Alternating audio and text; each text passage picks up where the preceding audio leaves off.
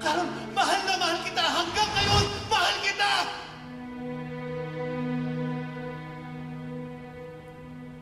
Iniisip mo pa rin si Wilfred? Hindi, Manang.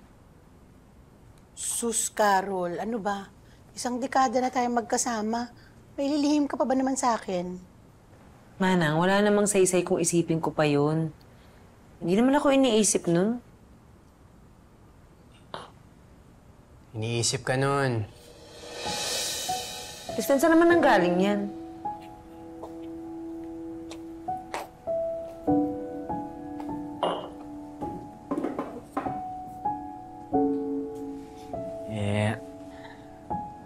Ayoko na sana ikwento to sa'yo, pero ayoko din naman mag-secret sa'yo, ate.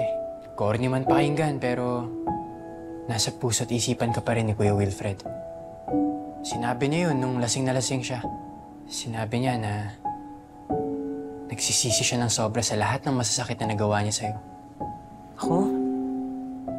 Lasing lang yun. Kaya kung ano sinasabi.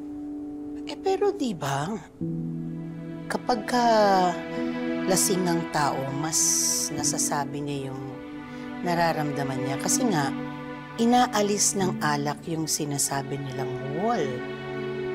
Kaya mas malaya mong napapahayag kung ano talaga yung nararamdaman mo.